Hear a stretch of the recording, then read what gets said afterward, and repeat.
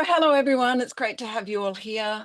I'm speaking to you from the unceded lands of the Ngunnawal and Ngambri peoples, who, along with other First Nations communities, have endured European invasion and lived on these lands for thousands of years. I pay my respects to them and to all those who live modestly on country as carers and custodians. I think most of you know me, but for those of you who may not, my name is Monique Rooney. I teach and research in the English program at the ANU, and with Dr. Tyne Sumner, I co-direct the Centre for Australian Literary Cultures, also known as CALC. CALC is dedicated to raising the visibility of Australian literature, both locally and internationally, by fostering interdisciplinary connections and promoting dialogue among scholars worldwide. So it's very much in this spirit of international literary exchange that I'm delighted to welcome you to today's seminar with a speaker whose work has had a far-reaching and generative influence well beyond our shores, Professor Ken Gelder. Ken is Emeritus Professor of English at the University of Melbourne. Over his career, he has made major contributions to the study of literature and culture in Australia and internationally. His work spans popular culture and literary studies, from reading the vampire and subcultures to popular fiction. Alongside this international scholarship, he has been a leading figure in Australian literary studies, co-authoring landmark histories of contemporary fiction with Paul Saltzman, and with Rachel Weaver producing a series of important works on Australian colonial fiction. But many of us will know Ken for Uncanny Australia, Sacredness and Identity in a Post-Colonial Nation, co-authored with Jane Jacobs in 1998. The book has shaped and reshaped thinking in literature, cultural studies, geography, and law and beyond. In it, Ken and Jane Jacobs argued that the violent histories of the dispossession and conflict underpinning settler Australia gave the place an uncanny quality, at once familiar and strange, haunted by the persistence of Indigenous presence. The book remains a touchstone for how we understand post-colonial nationhood. This afternoon, Ken revisits and extends this work in his talk, Notes Towards an Unhomely Australia, conceived as a sequel to Uncanny Australia. We are very fortunate to have him here with us to share these new reflections. So please join me in welcoming Professor Ken Gelder. Thank you, Monique. I'm so sorry I was fiddling around with this thing and haven't got any further with it while you were talking, but that was such a kind introduction. Thank you. Thank you very much. But, this paper is fated to be disappointing in almost every respect, even before I begin this fucking thing. So sorry to be so profane. I can see my PowerPoint. I can tell you it's a thing of great beauty, but no one is going to be able to see it, unfortunately. I'm so sorry about that, and it's so visual. But I have seen people even recently give lectures determined not to show any PowerPoints at all, just to see if they can do it. And I have to say, they can't. It's not possible to do it. But anyway, let me see how we go. So thank you, Monique. That's so kind of you. This paper does introduce a book that I'm planning at the moment, a sort of belated sequel. I wouldn't really call it a sequel, but kind of, to the much earlier Uncanny Australia, which I had co-authored, as Monique noted, with Jane Jacobs back in 1998, and which looked at the way Australians were responding, often hysterically, to Aboriginal claims to land, and especially to sacred sites, that is, sites of cultural significance. The focus now is on what is called the housing crisis, and I shall argue that even as Australia imagines itself as a home-owning nation and casts this as a mutually shared dream, nevertheless it turns home ownership into a near or complete impossibility and routinely flips inhabitation into its traumatic opposite. I take as an epigraph to this book a quotation from the geographer Rosie, and the anthropologist Victor Buckli, where they write, "Home is where people are made and undone." I've got on my little notes here, first slide. So imagine a slide coming up with the poster of the castle alongside another visual image, which I'll mention in a moment. So I start this paper today with some reflections on one of Australia's most iconic modern homes, the home in Melbourne that features in the 1997 film, The Castle, a film that must surely owe something to Kafka's 1926 novel of the same name, as it goes about presenting a man who is required to seek out a remote, legal, bureaucratic and authoritarian system just to be able to make sure his family can stay where they actually already are. And that would be my second image, the cover of Kafka's The Castle. We had talked briefly about the castle in Uncanny Australia all those years ago, because Daryl Kerrigan, the father in that film, and his family are about to be evicted as a nearby airport expands, and they respond to this by taking their claim to stay in their house to the Supreme Court in Melbourne, where their lawyer, who is hopelessly confused about the law, invokes the precedent of Mabo, the 1992 High Court case that recognised the land rights of the traditional owners of the Murray Islands in the Torres Strait.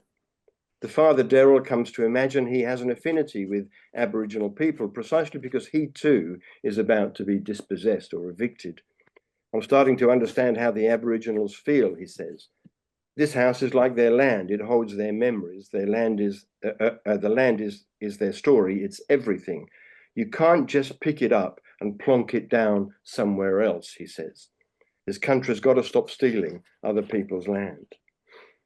Commentators have noted the sheer audacity of this film, which invokes an Aboriginal land claim as a precedent for a white family's home ownership rights. For Mary Keyes, a professor in the law school at Griffith University, the Supreme Court scene in The Castle is a parody of Mabo that aims to produce a possessive investment in white sovereignty that must be protected at all costs. In fact, the invoking of Mabo in the Supreme Court in Melbourne in the film is not successful for Daryl Kerrigan and his family. The judge rejects the precedent, sensibly enough. They then have to take their claim to the High Court in Canberra, where what wins their case is Daryl's emotional appeal that their house is not a dwelling, as the court calls it, but is in fact their home. "It's called a home, you dickhead," he says in the film. This is how the film turns the Kerrigan house into a site of cultural significance, a white sacred site. This is arguably also where the housing crisis as we know it today, because that term's been around for a long while, this is where the housing crisis as we know it today effectively begins. The Castle was released 3 years into John Howard's tenure as Prime Minister. In a speech given the same year as the film was released, 1997, Howard invoked Robert Menzies' view that a home should provide a sense of security, as a quote, with Howard famously adding, quote, "I believe that the concept of home is a compelling notion in our psyche." The Castle is a celebratory cinematic articulation of Howard's claim. In the film, Daryl's catchphrase, "How's the serenity?" evokes precisely what Menzies thought home ownership should deliver in Australia: serenity and security. On the other hand, we know from so many economic commentators that it was Howard who was in fact responsible for the housing crisis that followed. The University of Sydney economist Gareth Bryant wrote in 2022, 2 years after the release of The Castle, he says, the Howard government established Australia's pro-property investor tax regime, which helped to lock future Daryls out of home ownership. The introduction of a 50% discount on capital gains tax combined with negative gearing to supercharge Australian house prices, he says. The ABC's financial expert Alan Kohler, has made the same point many times over. Howard, he writes, did more than anyone to make housing unaffordable. The Kerrigan house back in the 1990s would have then cost around 4 times the average wage, but would today cost between 8 and 10 times the average wage. And indeed, even people on high wages, so people these days talk about up to at least 300,000 a year, will struggle to ever own their own home. If we look at the actual house in the castle, this is where I'm really going to miss my visuals. Anyway, we can already see the unhomeliness of the modern home. The Kerrigan's house in the film was in fact a 3-bedroom weatherboard at 3 Dragonet Avenue, Strathmore. You can actually locate it on your computers as I speak. It'll be a shot of the house. 3 Dragonet Avenue, Strathmore, right on the edge of Essendon Airport and pretty much directly underneath the flight paths there. The noise would sometimes have been pretty hard to bear. At the time of filming, that house was a rental property. The real owner of the castle's house, Vicky Cosentino, had complained that both the tenants and the film crew had trashed her place, filming there without her permission.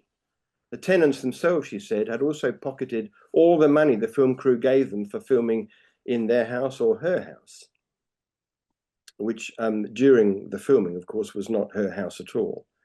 She said, quote, "Everyone who's been in my place has done nothing but wrecked it, and I'm sick of spending money on fixing it up. I repainted the whole thing. I replastered everything. All my beautiful glass window doors, as seen in the castle," she says, "are wrecked." So she called the property her, quote, "bad luck house," and wanted to demolish it. And she threatened to go to the courts to prevent the Moonee Valley Council from awarding her house heritage protection and classifying it precisely as a site of cultural significance, that is, a sacred site, or from Cosentino's point of view, a desecrated sacred site. After a long battle with the council, she won the right to sell the house itself in 2017. Not the property, just the house. She kept the property. At auction, the businessman George Fendick bought the house for $40,000, cut it into 4 parts, removed it from its location and transported it to Beechworth in country Victoria, resting it on the site of the old Mayday Hills Lunatic Asylum, which had closed in 1995. It is literally picked up and plonked down somewhere else, as Daryl Kerrigan had prophesied in the film. Precisely the thing that he didn't want to happen in the film. Fendick and a partner wanted to turn this site into a caravan park with the house as an office and tourist attraction that is not a home, in other words. But Beechworth Council refused the application. And as my colleague Lara Stevens, who lives out in Beechworth, confirmed to me not long ago, the house from the castle still languishes somewhere on the edge of the old lunatic asylum's property.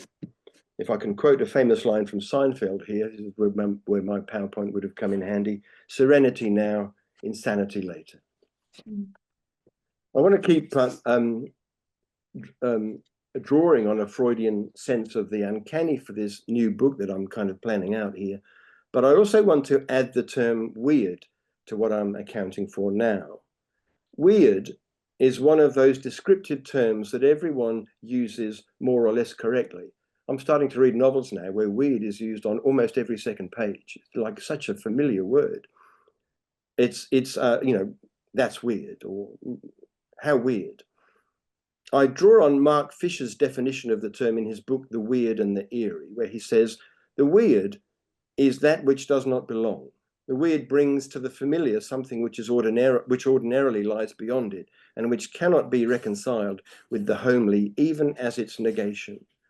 The form that is perhaps most appropriate to the weird is the montage, the conjoining of 2 or more things which do not belong together." My own view is that the weird does indeed not belong where it is, but it also makes itself at home where it is. It's precisely at home where it does not belong. This is, of course, among other things, the social logic of colonisation. For a book about unhomely homes, it helps to describe a house that ends up both uninhabitable, undone.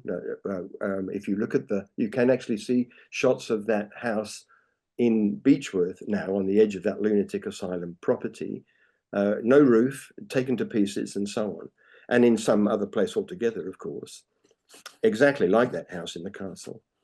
The house actually not only sits on the edge of a lunatic asylum, it also rests behind a carved wooden statue of Daryl Kerrigan, which you can also see online. Itself a weird memorial to a cinematic home owner who could hardly be further removed from where he was supposed to be. And if you look closely at that statue, that wooden statue, the word serenity is carved beneath the feet of Daryl Kerrigan on the edge of that lunatic asylum property in Beechworth. Crazy. The weird might also describe a house that is inhabited but shouldn't be.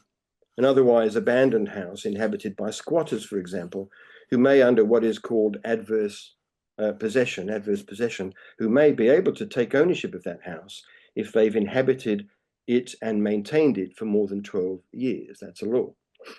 Or it might describe a house that is not inhabited but should be, so-called vacant or ghost houses.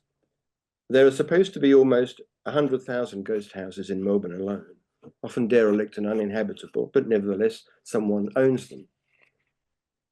Some of these ghost houses may indeed be haunted. This was the artist Tay Snaith. I don't know whether anyone knows the Melbourne artist Tay Snaith's work. This was her experience when she moved into an empty, derelict old cottage at what turns out to be 34 Birkenhead Street, Fitzroy. And you can Google that property, and good luck finding that property because it's very hard to find. It's a place, a house, a terrace house, with only one power point, no heating, and thick peeling lead paint on the walls inside.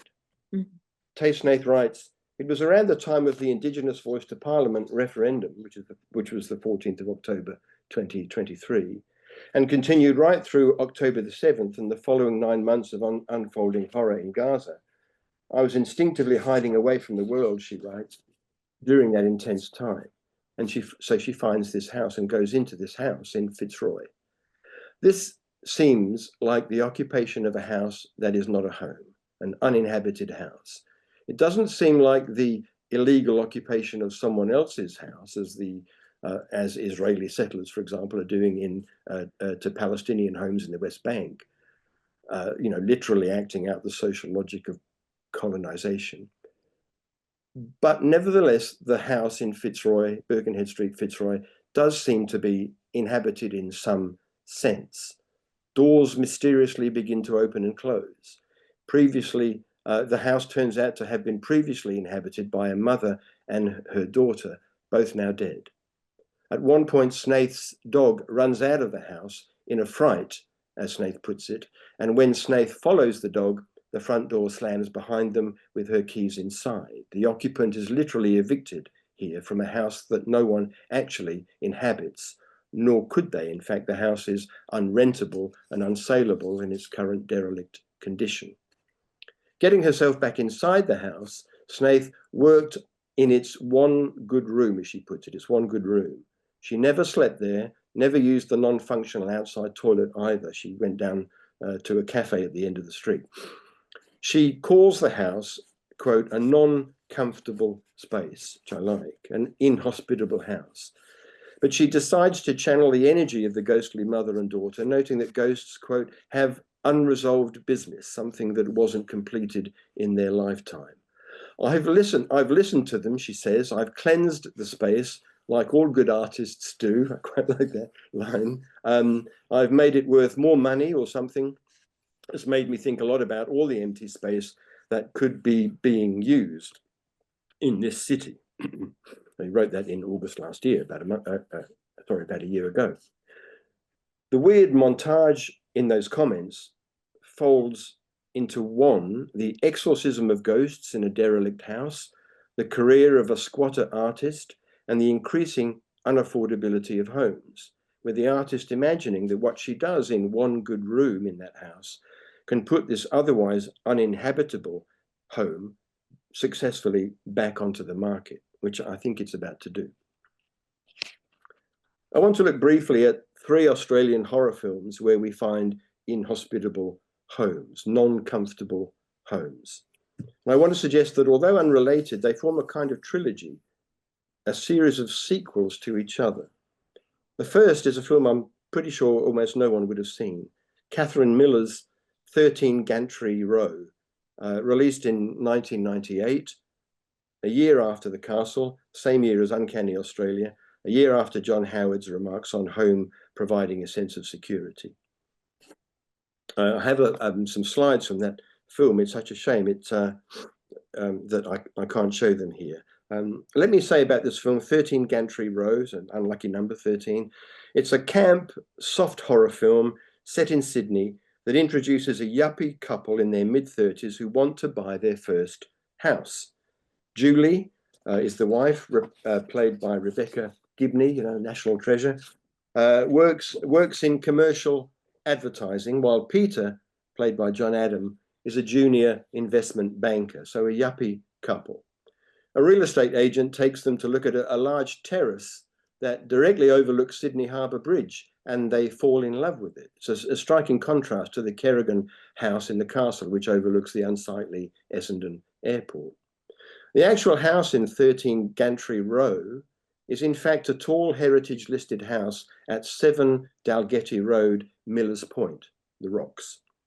This is the house we see in the film, and it does indeed overlook the harbour and the bridge. Julie and Peter have high annual incomes, and they tell a banker that they have equity. They have equity of $100,000 plus Julie's inheritance of $50,000. But they need to borrow $500,000 to purchase the Millers Point house, which means it's worth at the time, or at least in the film, at the time of the film, around $650,000. That's the value of the house they want to buy. That's more than double the Sydney-wide median house price at the time, which was less than $300,000 back in 1998. If we translate their request for a loan into today's money, they would be asking the bank for $1 million, since the value of the dollar has doubled over the last 27 years. To buy a house valued then at $1.3 million, a little less, in fact, than the Sydney-wide median price today, which is currently about $1.5 million. In fact, this and other Dalgety houses in Millers Point were state-owned public housing at the time. So Julie and Peter in the film represent the moment, this is why this film is so important, they represent the moment at which state-owned public housing becomes private investment. And they go on to talk about how valuable their trophy house, as they were called, those houses along Millers Point were called, they go on to talk about how valuable that house will be in the years to come as private ownership and gentrification takes over the area. Turns out that the house at 7 Dalgety Road last sold in 2016 for $5.725 million, adding more than $5 million to the value of the house in less than 20 years. It was the most expensive house on that street. In the film, the last owner was a reclusive woman who rarely left the house and died in one of its bedrooms. She didn't have to be evicted, as happened to other inhabitants along that street, and she died, and she didn't have to be evicted and plonked down somewhere else, I should say. She painted, and I have a beautiful image of this from the film, she painted a red cross on the front door of that house, presumably to protect herself from unwanted visitors such as real estate agents and yuppie property investors. The eviction of people from the social housing, there is a big issue.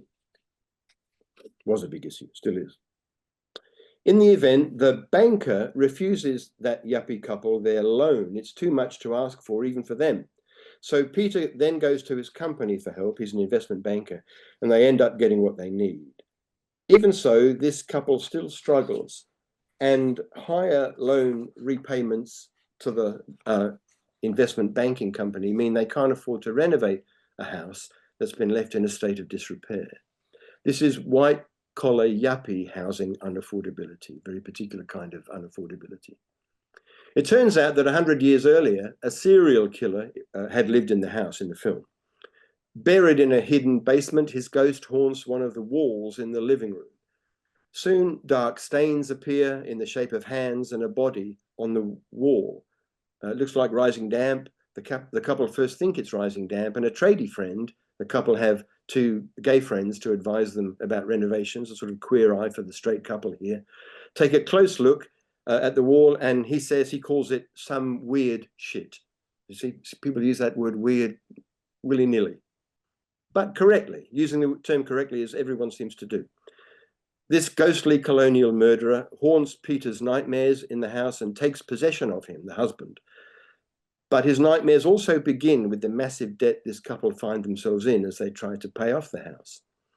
As the stains on the wall get bigger and bigger, They agree to sell the house, and someone, in fact, already makes them an offer, $100,000 above what they paid for it. So the house is, even in the space of the film, the house is accumulating value. But Peter now is bonded to the house, and the film charts his disillusion and his insanity, serenity now, insanity later. The marriage breaks up. He tries to kill Julie. They fight in the basement. Peter is pushed over, hitting his head on the bluestone foundation, something I keep meaning to tell Stephanie Trigg, who's writing a book about bluestones. Here's a man who killed himself, who got killed, hitting his head on bluestone foundations. A rare event, I think, anyway, or maybe not so rare. At the end of that film, Julie is pregnant, but like the reclusive woman who lived there before her, she now refuses to leave the house. Haunted by the ghost of her husband now, this young widow is determined to stay there. Somehow she's refinanced her loan. I don't think I'll ever leave it now, she says. She tells the disappointed real estate agent, I'm not going to leave. Although, and there's a final shot of the house, very eerie one, that makes it seem as if the house is deserted, even while she's still inside it. So this is an investment. So the investment property is not the beginning of an increase in homeowner wealth here, but somehow the end of the line. The house offers a sense of security to Julie, where security now means something like incarceration under the watchful eye of the dead husband, the ghostly husband looking over her in the closing shots of the film. Even if she wanted to, the owner can't leave. I want to read Jennifer Kent's acclaimed horror film, The Babadook, from 10 years ago, 2014, as a kind of sequel to this earlier film, since they have so much in common, with the exception in The Babadook, with the exception of thinking aloud about property investment and real estate value, which The Babadook never does. It begins with a flashback with a pregnant woman, Amelia, played by Essie Davis, another national treasure, driven to hospital by her younger husband, Ben Winspear, who is killed when he crashes the car on the way to hospital.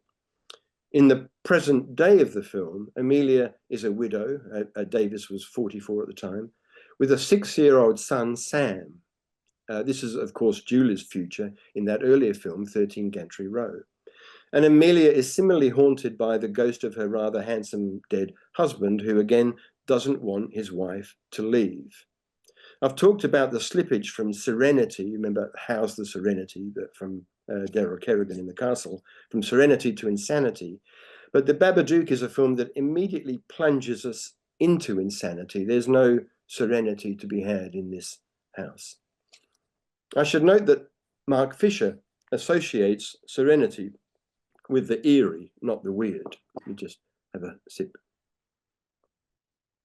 The eerie, he writes, entails a disengagement from our current attachments. The serenity that's often associated with the eerie, think of the phrase eerie calm, has to do with detachment from the urgencies of the everyday. But there's no eerie calm in The Babadook, which begins in the film's present moment with Amelia reading a bedtime story to her son Sam, just when you might expect there to be some serenity, about the big bad wolf who falls down the chimney into a pot of boiling water. This is a home invasion narrative, of course, which turns out to be central to the film and the cause of the insanity that immediately follows. Sam wants to hear the story again. You'd think you'd be scared of that story, but actually he wants to hear it again, even though it chronically upsets him, actually. He experiences what we might call a weird jouissance. I like that. I see that term used from time to time. I like it a lot, a weird jouissance. The beginning of what turns out to be an ever-increasing montage of enjoyment, terror, and trauma. Already a demonic child, Sam is always demanding attention. Mum, he calls out all the time, and he's in trouble at school for his behavioral problems, as the teachers explain to his mother. His Aunt Claire says to Amelia, I can't stand being around your son. When Sam pushes Claire's daughter out of a tree, he tells his mother, Ruby said people don't like me because I'm weird. So she uses the term weird correctly here. Sam later threatens to kill his mother. Do you want to die, he says. But he also wants her to live. I don't want you to die, he says. A violent child, he is at the same time constantly fearful. He gets his mother to check under the bed before he sleeps, but he likes it when she reads him horror stories over and over again. When he looks at the figure of the Babadook in a pop-up book that inexplicably appears in his bedroom, he screams, "Don't let it in." The Babadook itself is an animated figure in a black cloak and black top hat that's connected both to Amelia's dead husband and to her son, who imitates a creepy magician he sees on TV who dresses in the same way with a black top hat. It announces its entry into the house with 3 knocks on the door. Later on, its black hat and cloak fall down the chimney of the actual house, like that wolf in the story. A friendly old neighbor, Mrs. Roach, asks, "Has someone broken into the house?" As Adam Lowenstein has noted in his book Horror Film and Otherness, Mrs. Roach's name links to the sudden infestation of cockroaches in Amelia's kitchen. The good neighbor here is also the neighbor as unwanted guest who is already in your house and capable, as so many bad neighbor narratives have it, of driving you out of your house. So this is both a home invasion narrative and a home infestation narrative, both of those narratives important to the book I'm planning, where the repeated demand, "let me in," is answered repeatedly by its opposite demand, "get out." Let me in, get out, they coexist. I have some good slides here. What a shame I haven't got the PowerPoint up. The Babadook cost $2 million to make, with a small box office return in Australia and a much larger one internationally, returning somewhere between $10 and $13 million. It was filmed in a large 5-bedroom, 2-bathroom, double-story stone house built in the 1870s at 158 Barnard Street, North Adelaide. Like Google that house and have a look at what a beautiful house it is, which sold in 2021 for $2.2 million, more than the cost of the film, and is now a rental at about $900 per week. The film has nothing to say about the house as real estate, but even though Amelia has trouble paying her bills, we'd probably assume she owns the house, large as it is, rather than rents it. Not quite sure why I'd assume that, but it seems that way. It's a semi-detached house, so the neighbor's house the neighbor's house is conjoined. It's actually conjoined in that way terraced houses are conjoined. It's literally too close. It's the same but different. And as she watches Mrs. Roach through the windows, a lonely a figure addicted to late night horror films on TV and so on, Amelia sees the future condition of her own weird jouissance in her neighbor. You can see that Amelia's house has been darkened in the film. Well, you could see it if I had the PowerPoint up. You could see that in the film darkens that house. It's actually one of those kind of sandstone, beautiful sandstone terraces that Adelaide produces. But in the film, it's much darker. There's a tree in the real estate shot of the house with oranges, I think oranges, maybe tangerines or mandarins on it. In the film, that tree looks like it's dying. So it's given this Gothic kind of makeover in the film.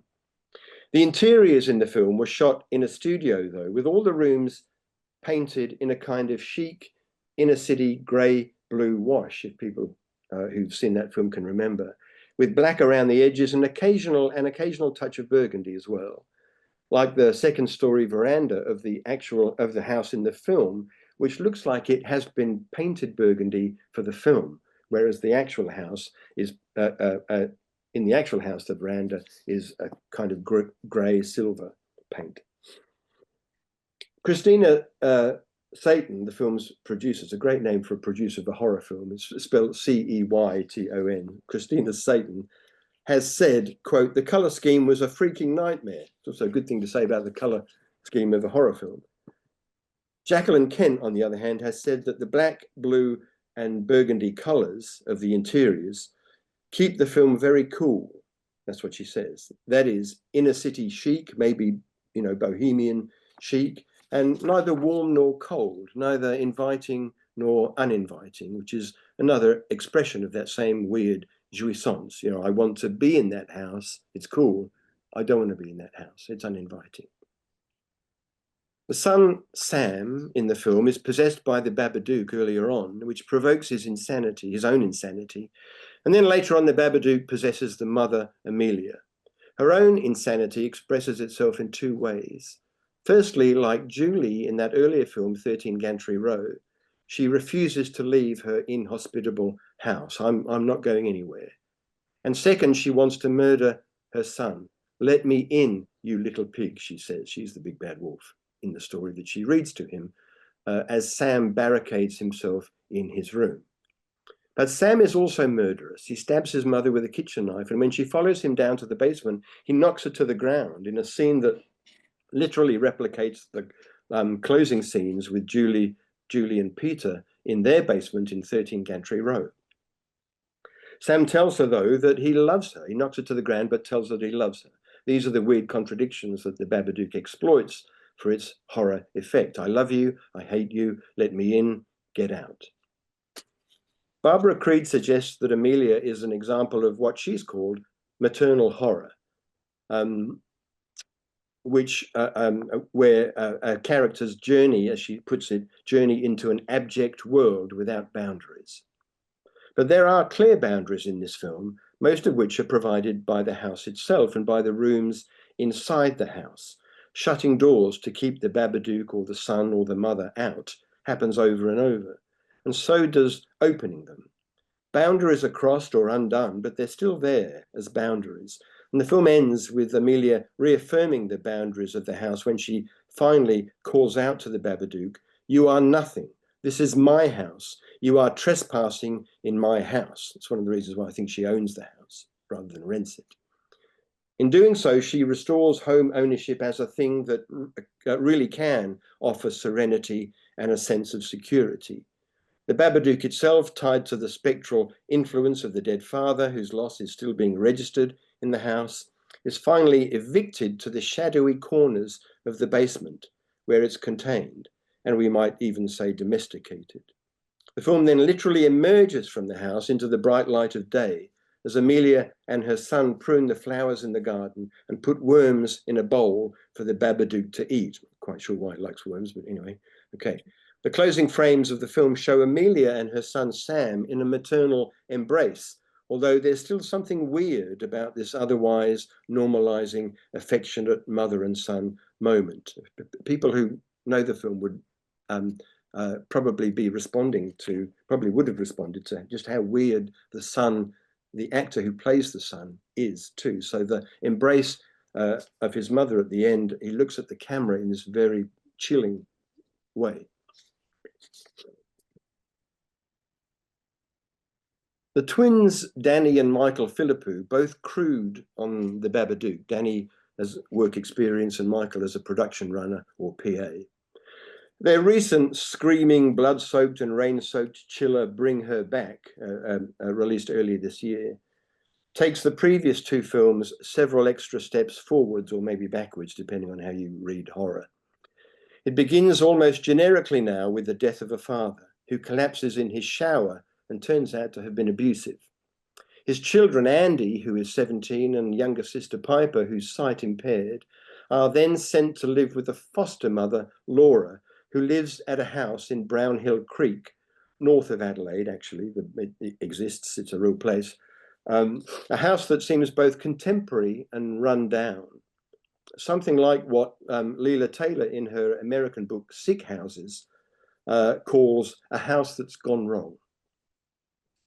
And we would have a look at that house if I had the PowerPoints. I'm so sorry. Andy, the older brother, wants to protect his sight-impaired sister. Beautifully acted, actually, in this film. He says, "I really don't want her to move in with a stranger." That's what he tells the counsellor, who says, "I'm going to send you both to this foster mother in this house in Brownhill Creek." When she gets there, though, Piper, the sister, says, "It smells like Mum's house used to." So this is an uncanny house, strange but familiar. Laura, the foster mother, says, "Make yourselves at home." And then she adds, "I know I'm a weirdo." And she's fantastically played by Sally Hawkins. Laura, the foster mother, is grieving the death of her daughter, Kathy, who drowned in the swimming pool at the back of that house. Another child lives with her, Oliver, another weirdo as Andy texts on his iPhone, who self-harms and screams a great deal and seems to have been abducted, a kind of abject extrapolation of Sam in the Babadook. I have a slide where Oliver, this weird kid, cuts his hand open and then tries to get into the back shed in this property, which is locked. He wants to open doors that shouldn't be opened. It's a very familiar trope in horror films, of course, set in houses. Okay, like Amelia in the Babadook, Laura watches horror videos at night on her TV. It's really influenced by the Babadook, this film. Not old black and white clips like Mrs. Roach Next Door in the Babadook, but Russian burial and cannibalism porn. It's another kind of abject extrapolation. This film extrapolates out of the Babadook. Laura becomes increasingly and rapidly deranged. It turns out she's hidden the corpse of her dead daughter Kathy in a freezer in the back shed. Soon after we find this out, she kills Andy and Piper's counselor. Then she drags Piper into the pool in the back of the house with the aim of somehow restaging her daughter's death and substituting one daughter for another. This film is called Bring Her Back.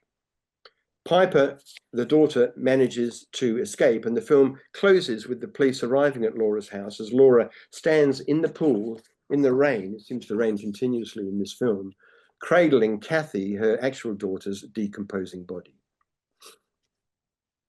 The casting of Jonah Wren Phillips as the creepy kid Oliver in this film came after viewing a lot of audition tapes. In an interview, the two brothers, are the directors of the film and writers, say, "It's so weird when you see the character and then you see the actor and you know straight away that they're right for each other." Isn't that an incredible thing to say? This actual person is exactly right for this weird character in my film. Filming at the house, they tell us, quote, "was such a nightmare. You were doing these crazy scenes and there's people just walking past and you don't want them to take videos or photos. It was strange seeing like this lady at 2 a.m. in the morning. She was just standing by the pool. She's like, 'I'm just looking at the pool. I'm allowed to do that.'" I like that comment a lot, actually. And it's a weird form of home invasion here. A stranger in the home, unconnected to and possibly uninterested in the filming of the actual horror film. "I'm just looking, I'm allowed to do that." It's not quite let me in. It's I'm just looking, I'm allowed to do that. The house in this film, again, I really missed the PowerPoints, but you can Google this one quite easily, I think, is in fact at 1 Tillis Hill Road, Brownhill Creek, or Willa Willa, in the Adelaide Hills. I found a YouTube clip where a cyclist from the organisation Ride Adelaide is cycling up this road past this house, Tillis Hill Road, and filming his journey with a camera on the front of the bike as he's cycling up this road. It's a very narrow, small road. And he says, "This is one of Adelaide's hardest roads to climb. It's also one of the weirdest." That's what he says. Like, I'm not like prompting him. That's what he says. With almost no houses along that road to service. Like, why is that road there? He says, it even ends weirdly. Comes to a weird end, which I really like. So this cyclist is quite kind of struck by how weird that road is past that house. The house itself, which you can see, there's only one, I've only found one real estate shot of that house. It has no history. No real estate value is given to the house. No real estate history is available. It looks new and architect designed. It seems at the moment to be a rental. An aerial shot of the house shows that pool at the back, which is so important to the film. It's a weird pool. It's got a weird shape to it. A shot at the front of the house in the film suggests that there's no way in and no way out. It doesn't have any windows. The house seems entirely shuttered and closed up. In the film, there's also a white circle painted around the house, a kind of magic circle. There's an aerial shot of the house in the film where you can see the complete white circle. When Piper escapes at the end, she runs beyond the circle and breaks free from the house and its weird mother making her way back to Melbourne. She's a child, the only child in the film to do this, who finally leaves home. Okay. The child who doesn't leave home might also be weird. This is me segueing into a new part of this paper. The child who doesn't leave home might also be weird. In her 2012 Meanjin article, Share Houses, the Melbourne artist Lyndall Walker complains about bad taste in her parents' suburban home. My parents' taste, she writes, imposed itself on my body, ruining my black clothes, itchier than any mohair jumper. It's a little kind of horror narrative right there. My parents actually made me itch when I stayed in their house. Her article extols the freedom involved in leaving the parents' home and living in a share house, an experience made iconic in Australian novels and films, from Helen Garner's Monkey Grip and Other People's Children to Love and Other Catastrophes, a film about two University of Melbourne screen studies students who are looking for a third housemate. There's a view now, though, that share house living is less common, as rental costs have significantly increased over the last 10 years or so. Fiona Wright's very fine 2017 article from the Sydney Review of Books, titled "Perhaps This One Will Be My Last Share House," tracks a series of evictions of share house renters, ending with her own eviction from a share house in Newtown, Sydney. Quote, the agent put the keys in a yellow envelope and didn't say a word, and it took me several seconds to realise that there was nothing else to do but walk away. One of my current housemates, when I mentioned how strange this felt, shrugged her shoulders and said, I don't get attached to houses anymore. This account of a cold eviction, we can call it a cold eviction, and how strange it felt, might make us recall, this is a slightly random but interesting connection maybe, might make us recall Karl Marx's much earlier but similar and slightly Gothic account of the impoverished 19th century renter in Marx's Economic and Philosophic Manuscripts of 1884, where he writes, the cellar dwelling of the poor man is a hostile dwelling, a dwelling which he cannot look upon as his own home, where he might at last exclaim, here I am at home, but where instead he finds himself in someone else's house, in the house of a stranger who daily lies in wait for him and throws him out if he does not pay his rent. A decrease in the number of rented share houses these days is often related to the fact that more children are staying at home for longer, the child who doesn't leave home, perhaps into their 30s and even beyond, the so-called failure to launch kids, or boomerang kids who leave but actually come back and return later on. I have a very nice quote from an interview in The Guardian earlier this year, where a 30-year-old UNSW PhD graduate tutor named Axel, or named Axel in the interview, says, it's a weird stage of life to still be living at home. If he didn't still live at home, he says, he estimates more than half his income would be spent on rent that he couldn't afford. There's a view that failure to launch kids or boomerang kids can, quote, cause a significant decline in their parents' quality of life and well-being, with empty nester parents regarding their offspring's return as, I'm quoting from an article here, as a violation of an exciting stage in their lives. So just when things were getting exciting, your kids return home. Oh no. Something registered with particular intensity during the COVID pandemic. In another article in The Guardian, again, a mother complains when her two sons in their late 20s, return home to live with her and her husband again. She complains, it's not a share house, it's my home.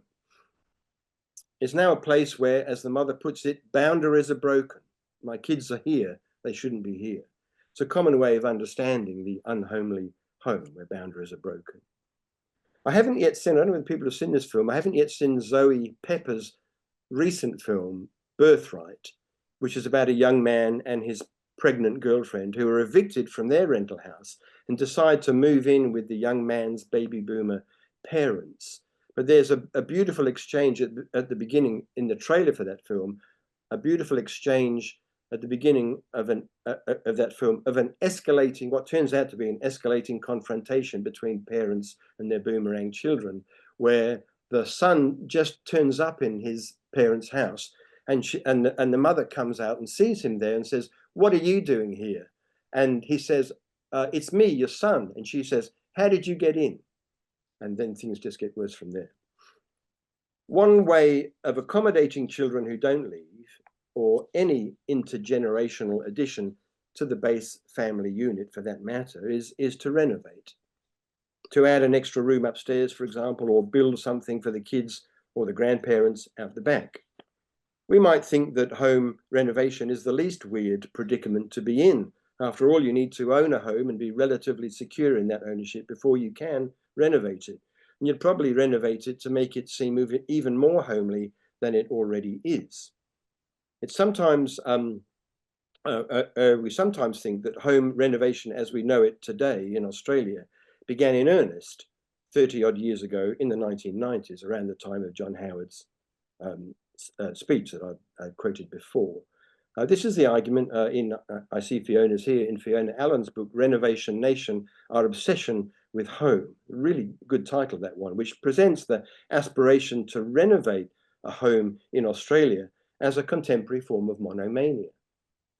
That phrase, our obsession with home, is repeated a number of times in that book, and it becomes a kind of mantra. Fiona says in her book, renovation, quote, is a spell that we are still under, as if you're kind of somehow bewitched by home renovation. Fiona recognizes that renovation is tied to the prosperity of homeowners, which it is. She calls this the wealth effect. It's essentially, she says, reserved for those who either already own their homes outright or are in the process of buying them, even though it can still be unaffordable for both those demographics. Fiona mostly reproduces Menzies' notion that home provides a sense of security. That's why you renovate. You renovate your home to make it more secure than it already was. But sometimes she undoes this view in ways that I found quite useful to my own book, as in this remark from Fiona's book, where she says, the sense of home can shift easily and unexpectedly from the positive ideal of security and control to a negative source of insecurity and vulnerability. That is, home is where people are made and undone. Let me just look very briefly at three literary texts, a fairly recent memoir and two contemporary novels that take modern home renovation up as a theme and then systematically undo it or flip it into something traumatic. So this just is the last part of this paper. The first book is Virginia Lloyd's book, The Young Widow's Book of Home Improvements, A True Story of Love and Renovation, published the same year as Fiona's Renovation Nation in 2008. Lloyd's book, as Lloyd puts it, quote, chronicles my pathological focus on my house, particularly fixing its chronic rising damp problem in the wake of my husband's death in October 2004. So this is almost, but not quite, a haunted house story. And Lloyd is a lot like Amelia in the Babadook or Julie in 13 Gantry Row. That is, she's a widow, still emotionally close to the death of her husband, which she registers through the appearance of something unpleasant appearing on her walls, rising damp. In the 13 Gantry Row, of course, it's not just rising damp, but here it is. So this is also renovation as monomania, my pathological focus on my house, as she puts it. When her husband dies, and they'd been married for less than a year, she was 34 and he was in his mid-40s, Lloyd becomes hyper aware of decay in this, as she puts it, this grand old Victorian house in Sydney's inner west. There's rising damp, there's paint peeling off the walls, and black mold, the latter in particular threatening her good health. But again, like Amelia and Julie in those films, she doesn't leave. October 2004, I should say, she writes, was exceedingly wet. If the water saw an entry point into our house, it invited itself in. So this is also a home invasion memoir, as accounts of being flooded often are, or perhaps an uninvited guest memoir, also pertinent to flooded homes. Earlier this year, it wasn't surprising to hear the New South Wales Premier, Chris Minns, call Cyclone Alfred, which caused so much East Coast flooding, quote, a completely unwanted house guest. A beautiful line, that one. One of the few good things he's ever said, that Premier, but never mind. With her husband gone, she sees the rising damp, Lloyd sees the rising damp as if for the first time. When my husband was alive, I didn't see it. Now I see it. And her project of home renovation therefore aims, as she puts it, to keep the damp from returning. And she italicizes that phrase, to keep the damp from returning. Home renovation here works as both an act of mourning, works as both an act of mourning. So her grief, like the damp, must one day stop returning, and a sort of melancholy haunting, since this particular uninvited guest returns no matter what, just like the Babadook or just like Julie's possessed dead husband in those films. Water, like grief, keeps inviting itself back in. Something similar happens in Amanda Lohrey's recent novel, The Conversion, 2023. It's published a year after Julianne Lemont's book on Amanda Lohrey. So The Conversion doesn't feature in Julianne's first chapter to that book, which is in fact titled The Politics of Renovation. And it reminds us that some of Lohrey's earlier novels had also dealt with home renovation in one way or another. Lohrey really likes the topic of home renovation. We might even say, to recall Fiona's book title, that she's obsessed with home renovation. In The Conversion, a middle-class urban professional couple, Zoe and Nick, they're kind of like a yuppie couple again, I guess, however, are not financially able to continue living in their city-based, quote, handsome Federation villa.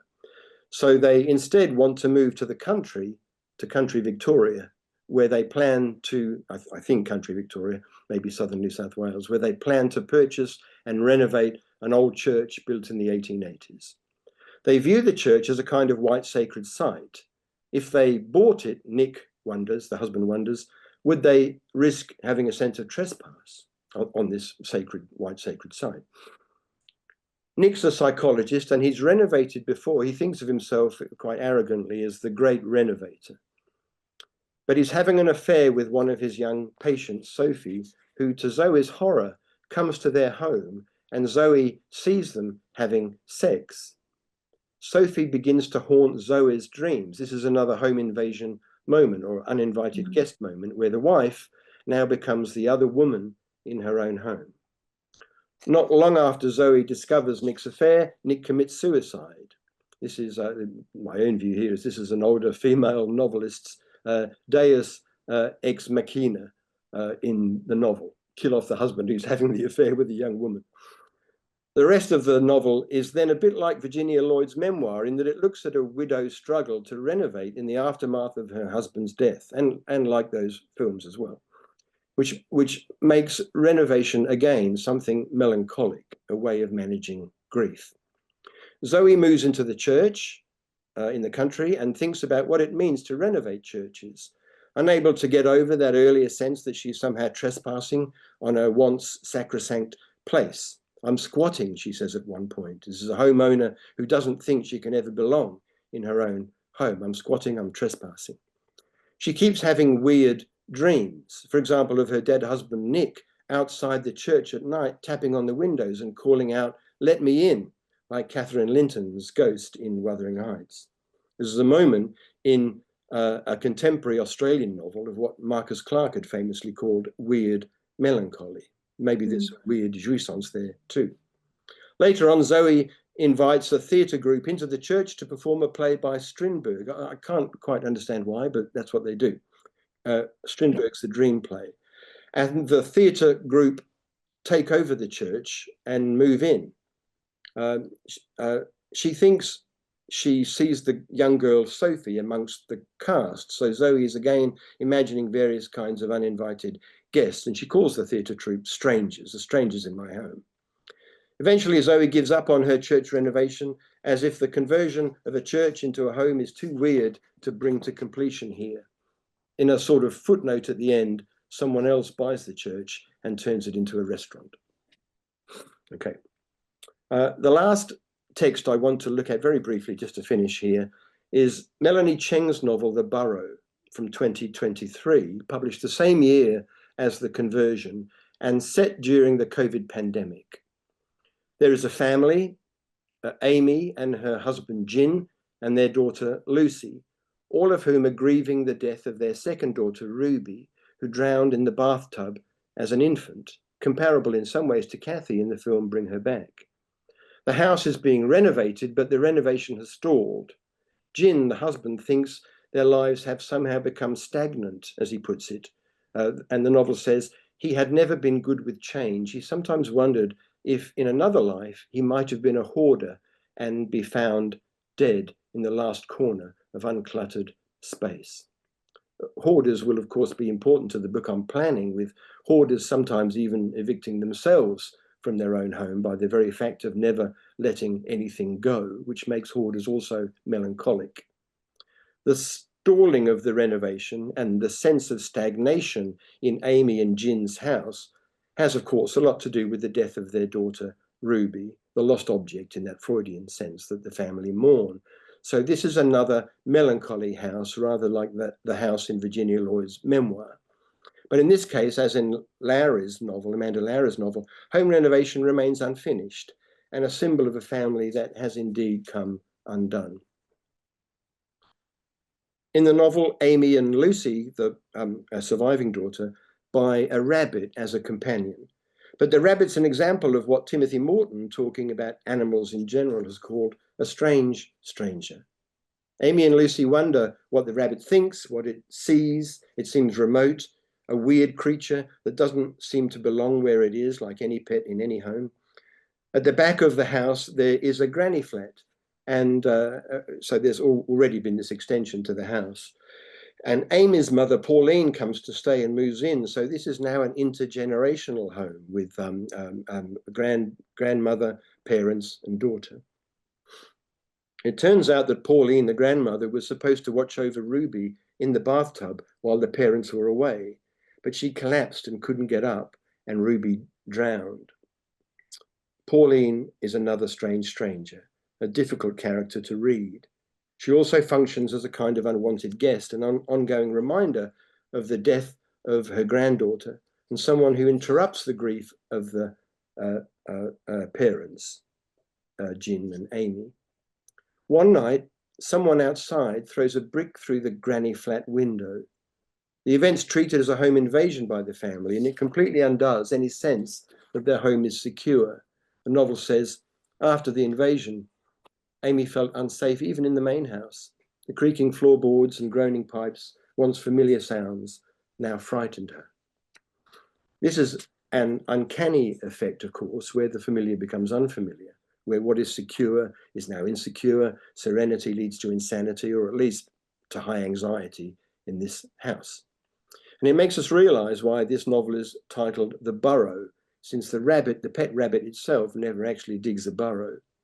It takes its title from Franz Kafka's unfinished story, The Burrow, from 1931, which is about a burrowing creature, a badger in most translations, I think.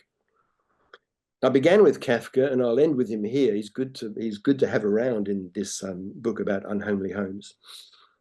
In his story, The Burrow, the creature who narrates the story writes about an elaborate underground home he's dug for himself, an elaborate system of tunnels and rooms. The sense of security and serenity it offers is his priority. That's why he keeps digging, to provide more serenity, more security. But he keeps hearing noises and wonders if other creatures are trespassing into the home he's so carefully constructed. Creatures who shouldn't be there and don't belong there. Weird creatures. Kafka's The Burrow is a paranoid home invasion story. Far from feeling safe in his home, the creature actually feels increasingly vulnerable. Hearing so many noises and so much movement around him, he even wonders at one point, perhaps I am in someone else's burrow. It's a beautiful line, the key line of the story. This will recall Karl Marx's account of the poor renter, quote, who finds himself in someone else's house. It is the traumatic inversion of the question Mark Humphreys asks in his recent documentary, Sold, Who Broke the Australian Dream, now on Binge. This is what Humphreys says. We're so obsessed with property in this country, it's that obsession again, and it's become worse, especially in the last 25 years, where the idea of accruing multiple properties has become something that people aspire to. And it's a line that I use in the doco, but I think it's true. When did the Australian dream go from owning your own home to owning somebody else's?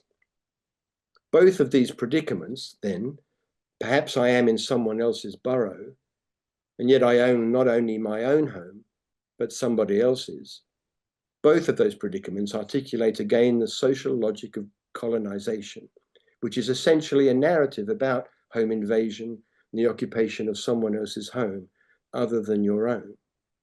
The weird effect of Kafka's story, and also of Melanie Cheng's novel, which shares its title, and in fact all of the texts, the films and so on I've been looking at today, lies precisely in the fact that your home is the very thing that makes you think you don't belong there.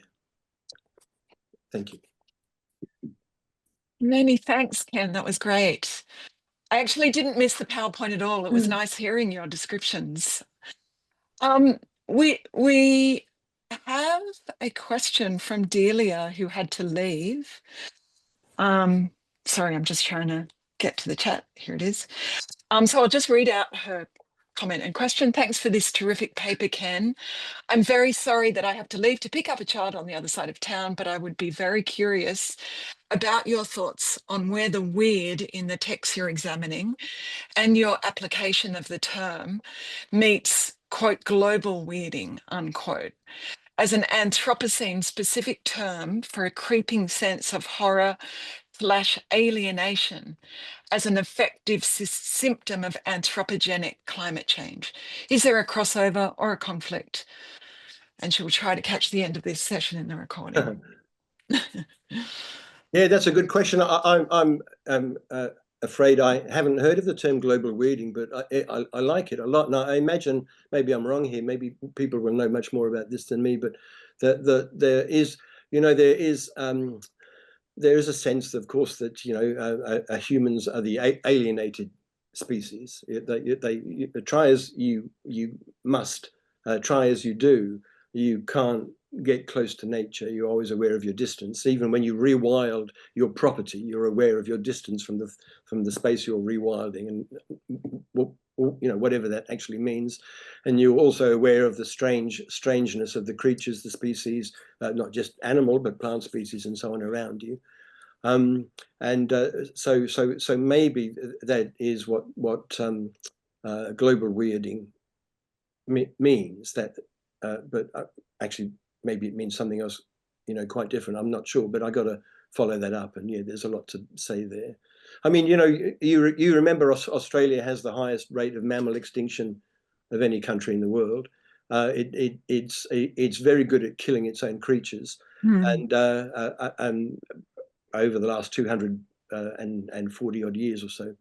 And that has its own kind of weird effect. So you're constantly looking at species that are not there, or then occasionally, happily maybe discovering that in fact they're still there 40 years after you thought they were extinct. And that's another weird encounter. What are we going to do? These creatures, I thought they were extinct. Now we have to make sure they're not extinct. And then another set of weird encounters unfold as a consequence of that too.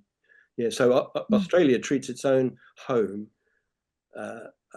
crosses a lot of boundaries there and screws a lot of things up along the way. Exactly. There's a lot of haunting in Australia itself, of course. Further questions?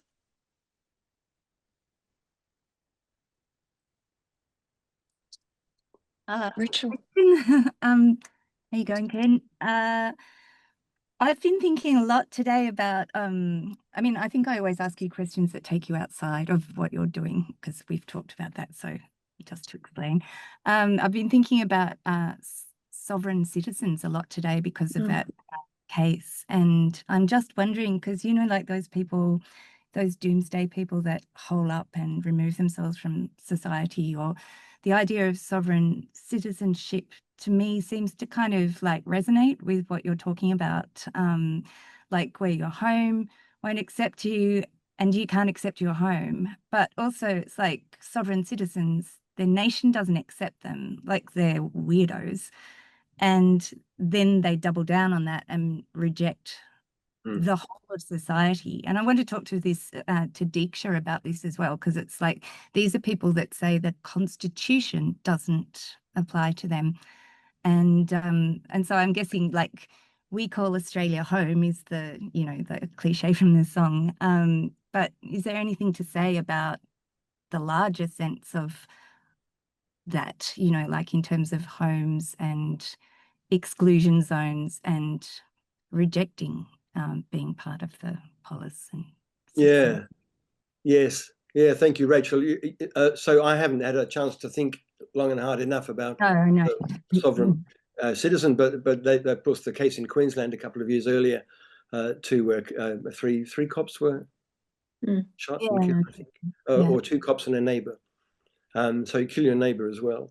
It is, you know, of course, in horror, you know, narratives, films and novels and so on, the remote house where a whole load of unlawful things unfold, or even the house that's closer to you than you imagine, with a basement and so on, where all sorts of horrific things unfold that are against the law, the law-breaking home, and the right to do whatever you want to do in your home, no matter what laws it breaks.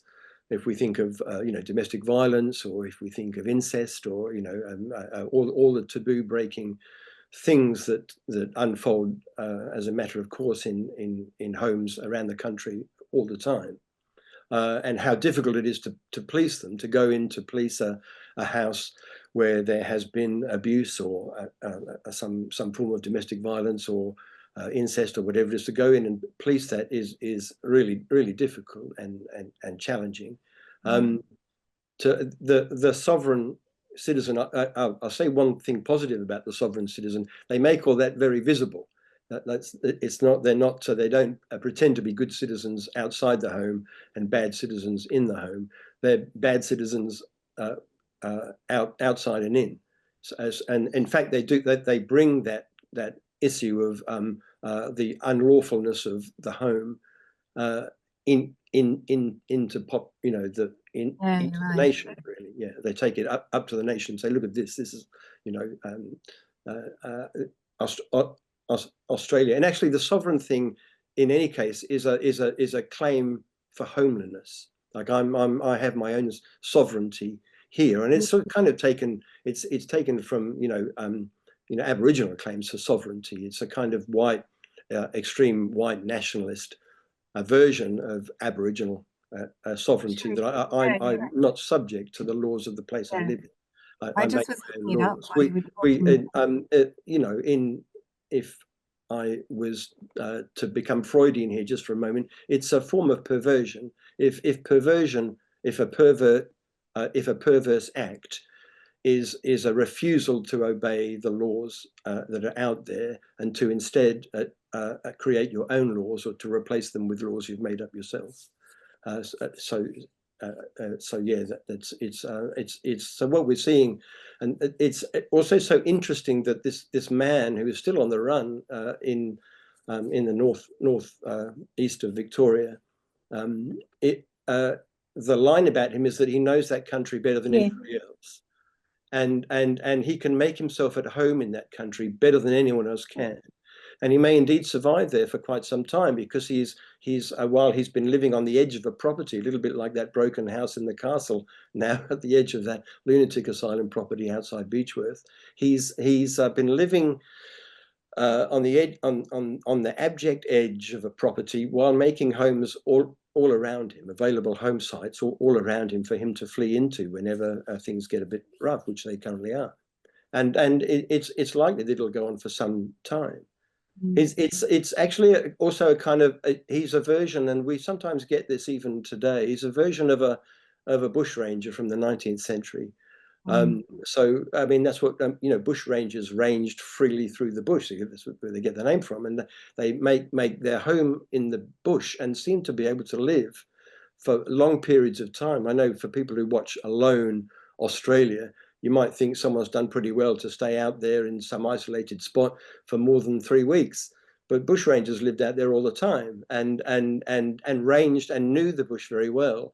And made not just one home, but a number of homes there. And this is what this guy seems able to do. Yeah, it's like my house, my world is really writ large. And also just one quick point. I was looking it up while you were talking, and there was actually an Aboriginal sovereign citizen whose claim was rejected by the court, saying that Mabo was irrelevant here. It wasn't like a, it's just a anyway, tiny comment. Thank you. I've got 2 questions in the time remaining. There's Gillian and then Kath. Thanks, Ken. It was really interesting. I was just wondering about whether there's anything to be said about the dead fathers in the films that you're looking at, that and the absent fathers. And also, while you were talking, I was thinking a lot about the film version of The Innocents, the early 60s one. And yeah, as well, maybe in terms of a genealogy, but also wondering about which again, I think has a kind of absent father figure. Yeah. Okay, well, yeah. I mean, these films and all 3 films. That's why I kind of read them as sequels to each other. Really, all present fathers who die at some point, either the beginning or the end of the film, and what occurs has some relationship, consequentially to the death of that father. And I'm not quite sure that I would read it as the kind of the dead hand of patriarchy, because actually in the films, the fathers, what little we see of them, seem okay, and they go into a loan together with their spouse, and even though in the Babadook the father doesn't want the wife to leave, and actually in 13 Gantry Row the father doesn't want the wife to leave, so there's a sense that what's holding the wife there. But I think there are other forces at work. I mean, the weird thing about the Babadook is me using the word weird myself here. The weird thing about the Babadook is that actually it connects the horror effects to each member of the family. They all generate horror effects of their own, including the son. Yeah, I mean, they have that in common. And Virginia Lloyd's memoir is actually very touching, heartfelt memoir too for people, people who've read it. The death of her husband, actually, and the weird thing about that is the death of her husband makes her see her own house for what it is, and there is a sense that while she was married very briefly to her husband, it somehow prevented her seeing her own house for what it is. That is rising damp, black mold, and so on and so on. And I'm not sure what to make of that. I'm going to have to think about that a little. Like, what is the paternal effect there, or patriarchal effect, or whatever it is. I'm not sure what to make of that just yet. Kath. Oh, hi. Yeah, great talk. Really enjoyed it, Ken. I was just wondering about whether you're how much you're thinking of ranging over genres, because not to out myself, but I was reading a cozy romance called Thoroughly Disenchanted from 2024, and it was about these people who get trapped in an Australian property, and they're just stuck there for hundreds of years and they can't get out. And it just made me think about how, because it's a cozy romance with queer themes, but it has some strong sort of horror dimensions as you start to talk about the relationship between land and property and so I just wondered if it was a genre that interested you to go up into the sort of romance area. Yeah, thanks. Thanks, Catherine. Yes, I am going to have to range across some genres. So actually, the genre I've been reading a lot of just lately is crime fiction, Australian crime fiction, and I'm now completely sick of reading crime novels. You know, Jane Harper and Sandra Bailey, I think, is one I've read, which in fact use the word weird over and over again. I mean, they're compulsive. You know, a good editor would have picked up some of that and knocked it out. But anyway, where there is always a house where something traumatic has unfolded, and years pass, sometimes 15 years or 12 years or whatever, everyone's grown up. A detective comes back to that town and revisits the trauma and unleashes some a post-traumatic effect.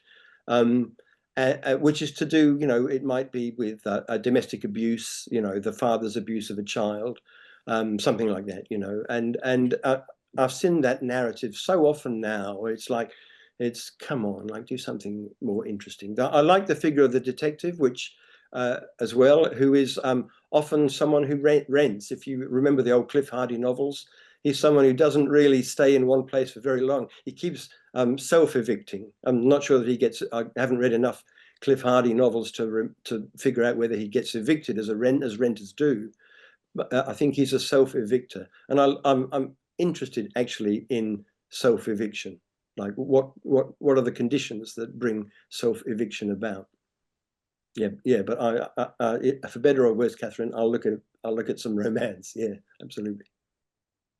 It's right on 5:30. There is a question in the chat from Bridget, and I had one question, but I won't ask my question. Do you want Bridget's question? And then she can listen to the recorded session.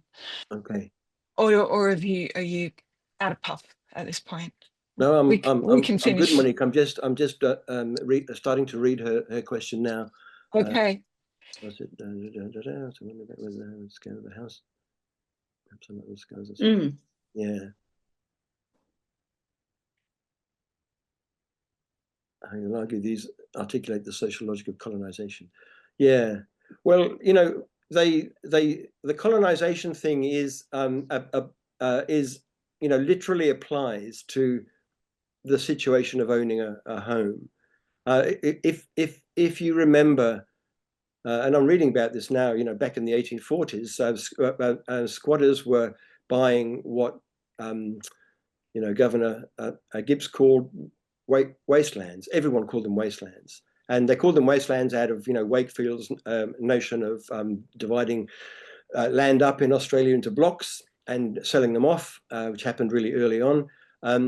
And you sold off those blocks without any, as you know, terra nullius, without any sense of pre-occupation or previous occupation by Indigenous people. You didn't have that sense at all. You just auctioned them off. And you know, John Faulkner bought you know, a dozen blocks of land in Melbourne cheaply, and then sold them at an exorbitant cost about 5 years later, and made an immense amount of money. No one thought anything about previous occupation. And the same thing happens today. You go to an auction, and the auctioneer simply won't ever mention who lived there before. I'm not just talking about Indigenous people. I mean the previous occupants, or the occupants before them. You rarely get to hear about the preoccupation of the place you're about to live on. Every house is preoccupied, in other words, and that is the social logic of colonization. And we play it out every time we buy a new house or move into a new house or whatever it is, because that's what we are in a place that was preoccupied. I'm really interested in stories about bad neighbours. And if you think Bridget is asking about Australia itself, Australia was often talked about as a bad neighbour in relation to East Timor and in relation to the Pacific Islands and so on. This is a bad neighbour, and I like that. I like that narrative. I like bad neighbour narratives, generally speaking. So they speak. I mean, you know, precisely what you find in the Babadook, where the neighbour,